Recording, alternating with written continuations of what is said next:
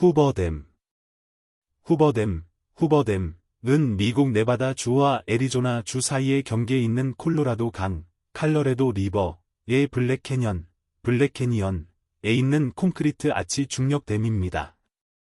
대공황 기간인 1931년에서 1936년 사이에 건설된 이 건물은 1935년 9월 30일 프랭클린 D. 루즈벨트 대통령에 의해 헌정되었습니다. 이 건설은 수천 명의 노동자가 참여한 대대적인 노력의 결과였으며 100명 이상의 목숨을 앗아갔습니다.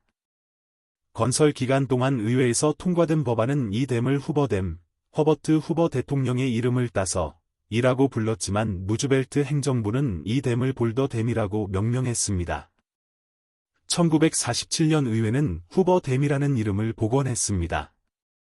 1900년경부터 블랙캐니언과 인근 볼더 캐년은 홍수를 통제하고 관계 용수를 공급하고 수력 발전을 할 수 있는 댐을 지탱할 수 있는 잠재력에 대해 조사되었습니다. 1928년 의회는 이 프로젝트를 승인했습니다.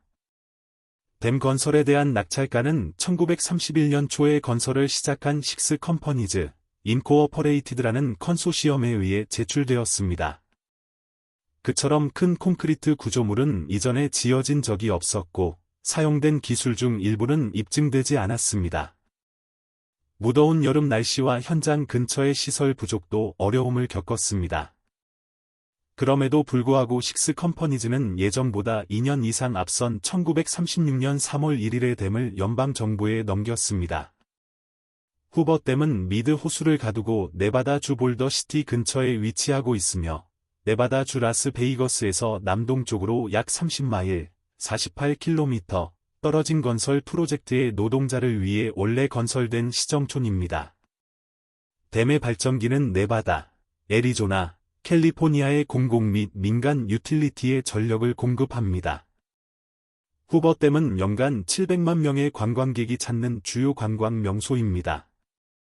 교통량이 많은 미국 국도 93호선, US 93, 은 후버댐 우회도로가 개통된 2010년 10월까지 댐의 꼭대기를 따라 달렸습니다. 배경 리소스 검색 미래댐 부지의 강 전망 시 1904 미국이 남서부를 개발함에 따라 콜로라도 강은 잠재적인 관계 용수 공급원으로 여겨졌습니다. 관계 목적으로 강을 우회하려는 초기 시도는 1890년대 후반의 토지 투기꾼 윌리엄 베이티가 멕시코 국경 바로 북쪽의 알라모 운하를 건설했을 때 발생했습니다. 운하는 멕시코로 들어가 비티가 임페리얼 밸리라고 명명한 황량한 지역으로 달려갔습니다. 알라모 운하의 물이 계곡에 널리 정착할 수 있게 해주었지만 운하는 운영하는 데 비용이 많이 들었습니다. 콜로라도 강이 솟은 해를 가득 채우는 재앙적인 붕괴 이후 남태평양 철도는 1906년 7월년에 수로를 안정화하기 위해 $300만 썼는데 이 금액은 연방 정부로부터 배상받기를 바랐지만 헛수고였다. 수로가 안정된 후에도 멕시코 국경 쪽의 지주들과의 끊임없는 분쟁 때문에 불만족스러운 것으로 판명되었습니다. 전력 전송 기술이 향상됨에 따라 로어 콜로라도는 수력 발전 잠재력으로 간주되었습니다. 1902년 로스앤젤레스의 에디슨 일렉트릭 컴퍼니는 만마력 7500kW를 생산할 수 있는 40피트, 12m 암석댐을 건설하기 위해 강을 조사했습니다. 그러나 당시 전력 전송 한도는 80마일, 130km 이었고 그 한도 내에서 고객, 대부분 광산이 거의 없었습니다. 에디슨은 후버댐 부지가 된 부지에 대한 선택권을 포함하여 강에 보유하고 있던 토지 선택권이 실효되도록 허용했습니다. 그 후 몇 년 동안 당시 매립국, 레클러메이션 서비스로 알려진 국토개발국, BOR도 로어 콜로라도를 댐 부지로 간주했습니다. 육군 사령관 아서 파웰 데이비스는 다이너마이트를 사용하여 댐 부지에서 북쪽으로 20마일, 32km 떨어진 볼더 캐니언의 벽을 강으로 무너뜨릴 것을 제안했습니다. 강은 더 작은 잔해 조각을 운반하고 남은 잔해를 통합하여 댐을 건설할 것입니다. 1922년, 몇 년 동안 검토한 후, 국토개발국은 입증되지 않은 기술에 대한 의구심과 실제로 비용을 절약할 수 있을지에 대한 의문을 이유로 그 제안을 최종적으로 거부했습니다. 계획 및 계약 1922년, 국토개발국, 레클러메이션 서비스는 홍수 조절과 전력 생산을 위해 콜로라도 강해댐을 건설할 것을 촉구하는 보고서를 제출했습니다. 이 보고서는 주로 데이비스에 의해 작성되었으며 내무장관 엘버트 폴의 이름을 따서 폴 데이비스 보고서라고 불렸다. 폴 데이비스 보고서는 콜로라도 강의 유역이 여러 주를 덮고 있고 강이 결국 멕시코로 유입되었기 때문에 콜로라도 강의 사용을 연방 관심사로 언급했습니다. 폴 데이비스 보고서는 볼더 캐니언 또는 그 근처에 댐을 건설해야 한다고 주장했지만 매립국, 레클러메이션 서비스, 이듬해 국토개발국, 뷰로 오브 레클러메이션으로 이름이 바뀜은 그 협곡이 적합하지 않다고 판단했다. 볼더 캐니언의 한 잠재적 부지는 지질학적 단층에 의해 양분되었다. 다른 두 곳은 너무 좁아서 협곡 바닥에 건설 캠프를 세우거나 배수로를 만들 공간이 없었습니다. 서비스는 블랙 캐니언을 조사했고 이상적이라는 것을 발견했습니다. 라스베가스의 철도 기점에서 댐 부지 꼭대기까지 철도를 놓을 수 있습니다. 부지 변경에도 불구하고 댐 프로젝트는 볼더 캐년 프로젝트로 불렸습니다. 제한된 댐 부지 및 저수지의 스케치, 시, 1921. 대법원에서 물 할당에 대한 지침이 거의 없었기 때문에 댐 지지자들은 끝없는 소송을 두려워했습니다. 콜로라도의 변호사인 델프 카우펀터는 각 유역에 속하는 7개 주, 캘리포니아, 네바다, 애리조나, 유타, 뉴멕시코, 콜로라도, 와이오밍가 의회의 승인을 얻어 주간 협약을 맺을 것을 제안했다. 이러한 협약은 미국 헌법 제1조에 의해 승인되었지만 2개 이상의 주에서 체결된 적은 한 번도 없었다. 1922년 7개 주의 대표들이 당시 상무부 장관이었던 허버트 후버를 만났습니다. 초기 논의는 성과를 거두지 못했지만 대법원이 와이오밍 대 사건, 와이오밍 v. 콜로라도 판결은 상류주들의 주장을 약화시켰고 그들은 합의에 도달하기 위해 안간힘을 썼다. 그 결과 1922년 11월 24일에 콜로라도 강 협약이 체결되었습니다. 댐 건설을 승인하기 위한 법안이 2명의 캘리포니아 공화당 의원, 필 스윙 하원의원과 하이럼 존슨 상원의원에 의해 여러 차례 발의되었지만 다른 지역의 대표들은 이 프로젝트가 비용이 많이 들고 캘리포니아에 주로 이익이 될 것이라고 생각했습니다.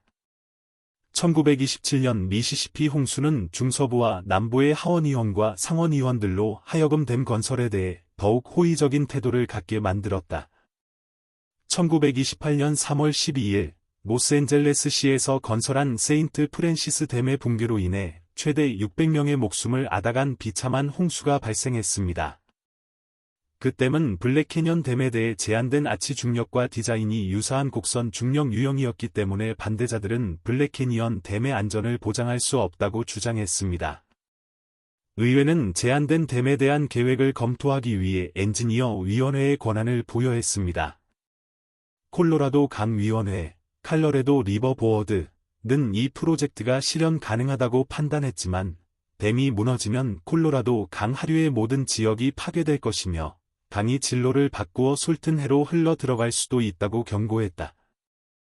위원회는 그러한 가능성을 피하기 위해 제한된 댐은 극도로 보수적이지는 않더라도 보수적인 노선 위에 건설되어야 한다고 경고했다. 1928년 12월 21일 쿨리지 대통령은 댐 건설을 승인하는 법안에 서명했습니다. 볼더 캐년 프로젝트법, 볼더 캐니언 프로젝트 액트은 하류의 임피리얼댐과 미국 국경에 있는 BT의 운하를 완전히 대체하는 올 아메리칸 운하, 올 아메리컨 커넬과 함께 이 프로젝트를 위해 1억 6,500만 달러를 할당했습니다. 또한 7개 주 중 최소 6개 주가 승인했을 때 협약이 발효될 수 있도록 허용했습니다. 이 일은 1929년 3월 6일에 유타의 비준과 함께 이루어졌다. 애리조나는 1944년까지 그것을 승인하지 않았습니다. 설계, 준비 및 계약. 의회가 볼더 캐년 프로젝트를 승인하기 전에도 국토개발국, 뷰로 오브 레클러메이션은 어떤 종류의 댐을 사용해야 할지 고려하고 있었습니다. 관계자들은 결국 거대한 콘크리트 아치 중력댐을 만들기로 결정했고, 그 설계는 국의 수석 설계 엔지니어인 존 L. 세비지가 감독했습니다. 모놀리식 댐은 바닥이 두껍고 상단 부근이 얇으며 댐 위에 물을 향해 볼록한 면을 나타냅니다. 댐의 구부러진 아치는 물의 힘을 지대치, 이 경우 협곡의 암벽으로 전달할 것입니다. 쐐기 모양의 댐은 바닥에서 660피트, 200m, 두께이고 상단에서 45피트, 14m로 좁아져 네바다와 애리조나를 연결하는 고속도로를 위한 공간을 남겨둡니다. 1931년 1월 10일, 사무국은 입찰 서류를 한 보에 $5에 의해 관계자에게 공개했습니다. 정부는 자재를 공급하고 계약자는 부지를 준비하고 댐을 건설해야 했습니다. 댐은 100페이지의 텍스트와 76개의 그림으로 구성되어 매우 자세하게 설명되어 있습니다. 각 입찰에는 $200만 입찰 보증금이 수반되어야 했습니다. 우승자는 $500만 이행 보증금을 내야 합니다. 도급업자는 7년 동안 댐을 건설해야 했으며, 그렇지 않으면 벌금이 부과될 것이었습니다. 유타 건설회사, 유타 컨스트럭션 컴퍼니의 대표인 와티스 형제, 와터스 브러더즈는 이 프로젝트에 입찰하는 데 관심이 있었지만 성과 보증금을 지불할 자금이 부족했다. 그들은 오랜 파트너인 모러선 노드선과 합쳐도 충분한 자원이 부족했는데, 모러선 노드선은 미국 최고의 댐 건설자인 프랭크로를 고용했습니다. 그들은 오레곤 주 포틀랜드의 퍼시픽 브리지 컴퍼니와 프로젝트 입찰을 위해 합작 회사를 설립했습니다. 샌프란시스코의 헨리 J. 카이저 앤드 W.A. 벡텔 컴퍼니, 로스앤젤레스의 먹다넬드 앤드 콘 Ltd, 그리고 오레곤주 포틀랜드의 JF 셰이 컴퍼니. 합작 투자는 벡텔과 카이저가 식스라는 이름의 목적을 위해 하나의 회사로 간주되었기 때문에 식스 컴퍼니즈, 인코어퍼레이티드라고 불렸습니다. 그 이름은 설명적이었고 입찰에 참여한 샌프란시스코 사람들 사이에서 내부 농담이었는데, 식스 컴퍼니즈는 도시의 중국 자선 단체이기도 했습니다. 3번의 유효한 입찰이 있었는데, 식스 컴퍼니의 입찰가인 $4,889만 $955가 가장 낮았고, 댐 건설에 드는 비용에 대한 기밀 정부 추정치보다 $24,000 이내였으며, 그 다음으로 낮은 입찰가보다 $500만 적었다. 라스베이거스 시는 댐 건설의 본부가 되기 위해 열심히 로비를 벌였고, 결정권자인 레이 윌버, 내무부 장관이 마을에 왔을 때 많은 주류 밀주점을 폐쇄했습니다. 대신 윌버는 1930년 초에 댐 부지 근처의 사막에 모형 도시를 건설할 것이라고 발표했다. 이 마을은 네바다 주 볼더시티로 알려지게 되었습니다. 라스베가스와 댐 부지를 연결하는 철도 건설은 1930년 9월에 시작되었습니다. 건축, 노동력, 전보리그의 작업자, 후버댐의 터널 시추의 사용. 아파치 인디언들은 후버댐 건설에 하이스케일러로 고용되었습니다. NARA.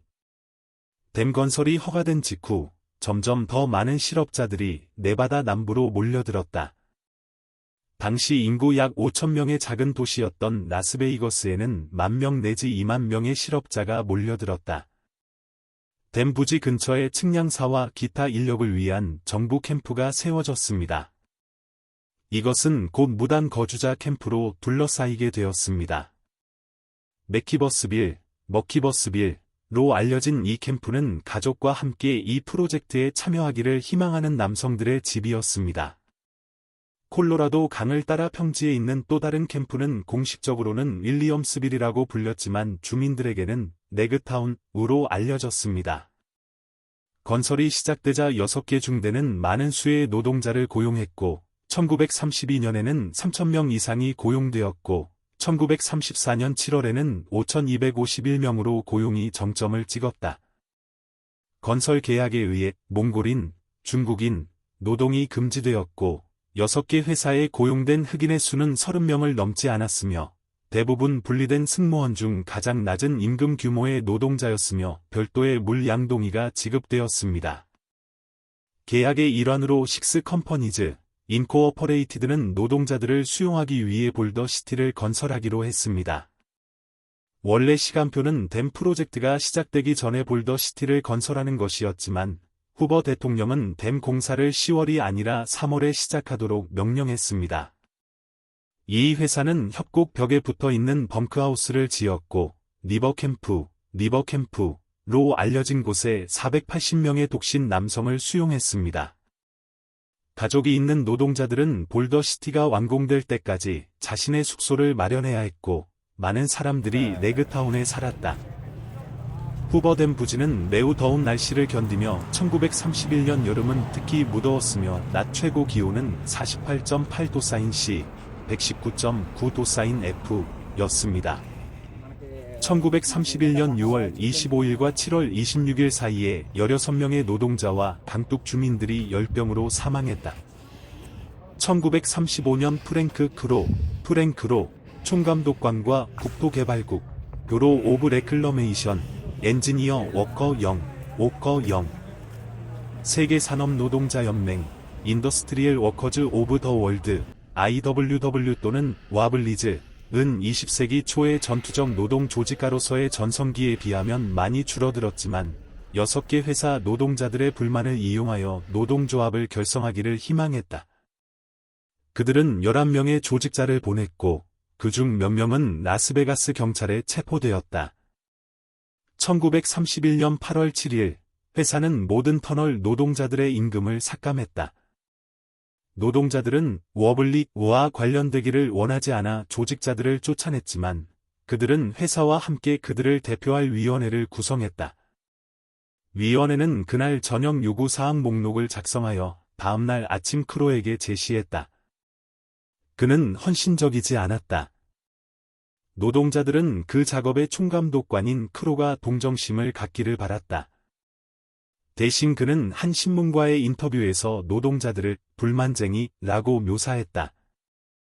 9일 아침, 크로는 위원회를 만나 경영진이 그들의 요구를 거부하고 모든 작업을 중단하며 소수의 사무직 노동자와 목수를 제외한 모든 노동자를 해고하고 있다고 말했다. 노동자들은 오후 5시까지 건물을 비울 수 있었다. 폭력 사태가 임박한 것을 우려한 대부분의 노동자들은 월급을 챙겨 라스베가스로 떠나 사태 진전을 기다렸다. 이틀 후, 나머지 사람들은 법 집행기관에 의해 떠나라는 말을 들었습니다.